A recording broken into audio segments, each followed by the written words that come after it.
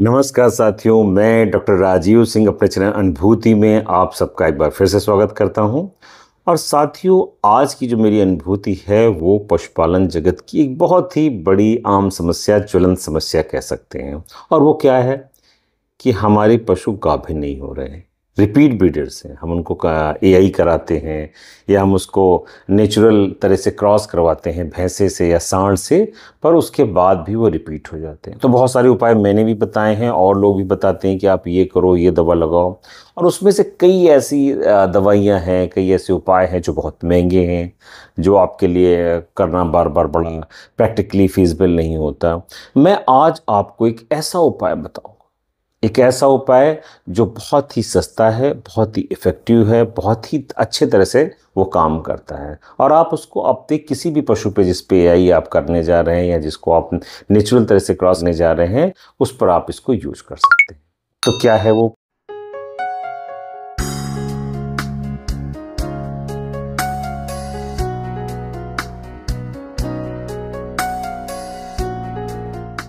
साथियों, अपनी चर्चा को मैं आगे बढ़ाऊं उससे पहले मैं अपने सभी दर्शकों से, सभी साथियों से रिक्वेस्ट करूंगा कि प्लीज़ अगर अभी भी आपने इस चैनल को सब्सक्राइब नहीं किया है तो नीचे जो सब्सक्राइब बटन है उसको आप क्लिक करें और इस चैनल को सब्सक्राइब कर लें। और मेरे इस वीडियो की अगर इन्फॉर्मेशन आपको अच्छी लगती है तो अपने साथियों के बीच में इसको ज़रूर शेयर करें।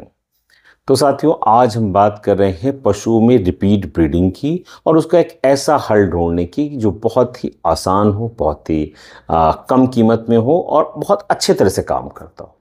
इस चर्चा को मैं आगे बढ़ाऊं उससे पहले मैं कुछ पशुओं की बात करना चाहता हूं जो कृत्रिम गर्भाधान के समय बहुत नर्वस होते हैं।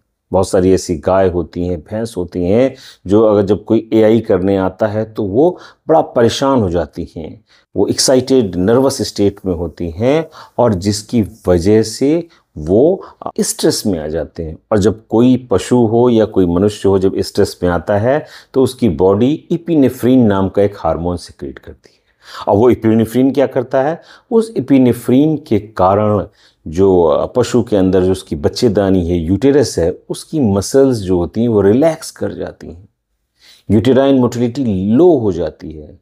तो अगर आप ऐसे पशु को सीमेन भी डाल देते हैं या उसको क्रॉस भी हो जाता है तो उसके बाद भी रुकने के चांसेस कम हो जाते हैं, क्योंकि इसका सीधा असर स्पर्म के ट्रांसपोर्ट पे पड़ता है, स्पर्म के आगे बढ़ने पर पड़ता है और अल्टीमेटली जो फर्टिलाइजेशन का रेट है वो गिर जाता है।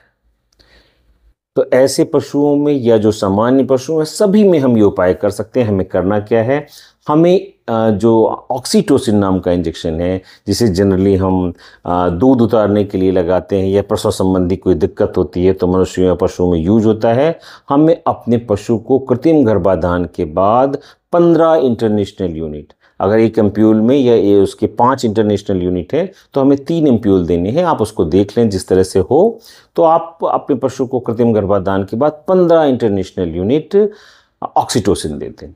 अब बहुत से लोग कहेंगे अरे ऑक्सीटोसिन तो दूध उतारने काम आता है, प्रसव में काम आता है, बच्चा जब फंस रहा होता है तो बच्चेदानी का मुंह खोलता है, मूवमेंट बढ़ाता है, तब हम इसे कैसे दे दें?